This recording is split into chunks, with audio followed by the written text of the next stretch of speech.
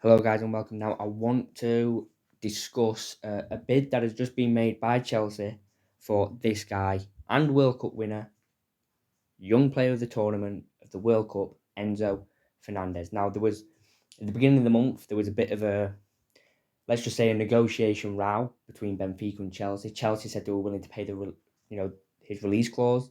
They then just wanted to negotiate. Benfica weren't happy. Basically said that Chelsea were just basically trying to play games, trying to get him for free. We've all know Chelsea have had an absolutely mad January. But now they have officially put in an £103.4 million bid for Enzo Fernández. That has been confirmed. That the bid has been put in by Chelsea. At the beginning of the month, it looked like it was going to be a negotiation. Enzo Fernández wants to go to Chelsea. Chelsea just simply refused to pay what Benfica wanted, which is obviously he has got a release clause. They wouldn't pay it. They then moved on to other people, Badiashile and other people like that, where they've signed young players for the future.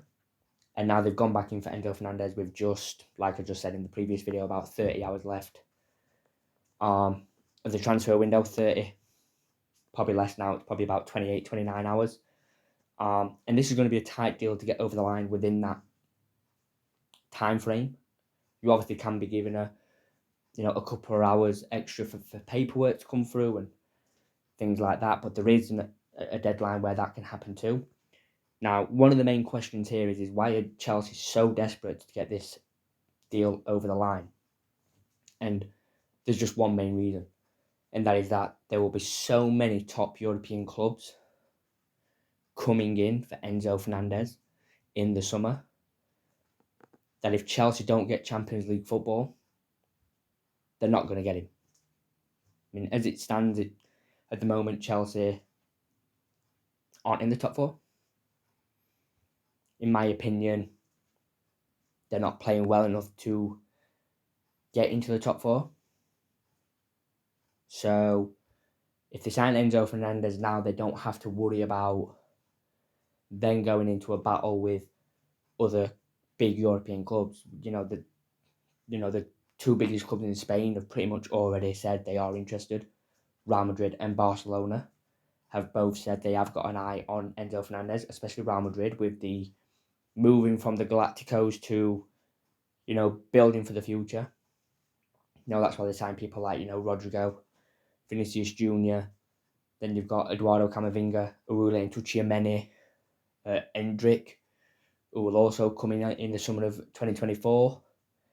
And Enzo Fernández obviously fits that bill. Now, if you think Real Madrid and Barcelona are pretty much in La Liga guaranteed to get Champions League football, and if Chelsea miss out on Champions League football and only end up in the Europa League, or even worse, the Conference League, Enzo Fernández is not going to want to go to a team that is only going to be playing in the Europa League and the Conference League.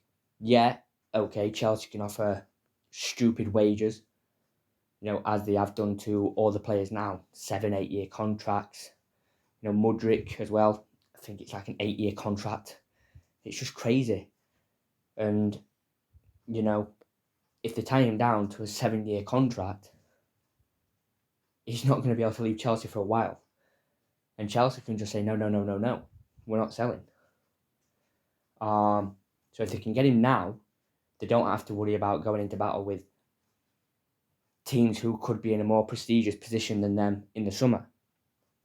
So I think this is more of a, okay, we're starting to panic a little bit, because this is the player that they don't want to miss out on. They've made it abundantly clear with the way they've approached this negotiation with Benfica. The first one, they're trying to be a bit sneaky, trying to get him for a little bit cheaper. Rui Costa has said, it doesn't matter what happens, he ain't going.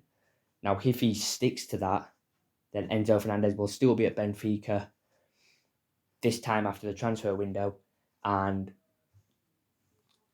Chelsea are going to have much more stiffer competition in the summer, because big teams don't usually do big business in January.